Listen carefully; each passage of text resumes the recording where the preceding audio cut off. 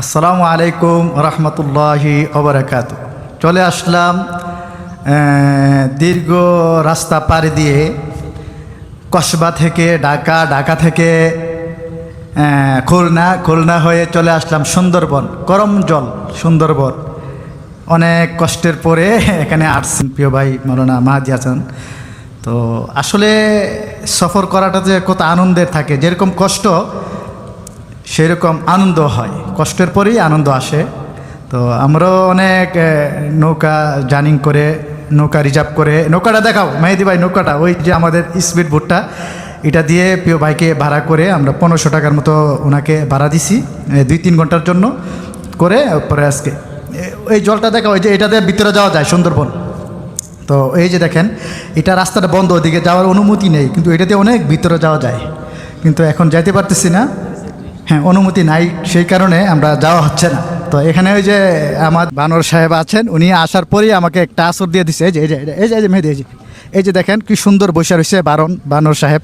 আমি এই যে দেখেন, এটা সতুল।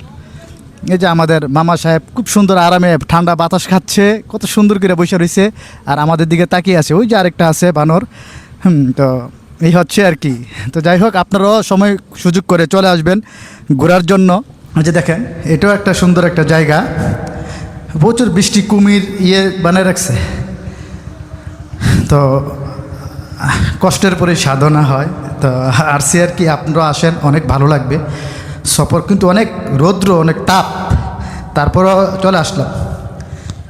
এই হচ্ছে আর কি আমাদের আজকের সফর। ইনশাল্লাহ আজকে ঘোরাফেরা করে আবার চলে যাব, বিকেলে ট্রেনে ইনশাল্লাহ আবার চলে যাব। ইনশাল্লাহ 2 দিনের সময় নিয়ে যদি আসেন এখানে ঘুরতে পারবেন। ইনশাল্লাহ 2 দিনের সফর নিয়ে আসলে সবার ঘুরে টুরে একদম বাসায় চলে যেতে পারবেন, এই আর কি।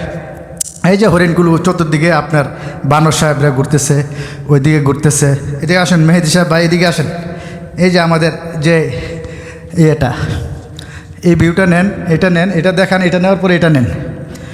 এই যে আমরা এখন আসি, এখানে এই রাস্তাটা গঙ্গোসাগরে গেছে, যাওয়ার পরে এইটা গেছে বান্দরবনের একদম ভিতরে, চতুর্দিক দিয়ে। এদিকে বাঘ আছে, ওদিকে বাঘ আছে, হরিণ আছে, এই অবস্থা আর কি। এদিকে ভিতরে যাওয়ার এখন কোনো অনুমতি নাই, সেই কারণে আমরা যাইতে পারতেছি না। শুধু আমরা এখানে কম জলে স্বাগত এখানেই আসছি, খুলনা। হ্যাঁ, তো এই জায়গাটাই এলাও আছে, এই জায়গাটা ঘোরাঘুরি। ওই বাচ্চা একটা বানর তার সন্তানকে উপরে নিয়ে কত সুন্দরভাবে নিয়ে যাইতেছে, ঘুরতেছে।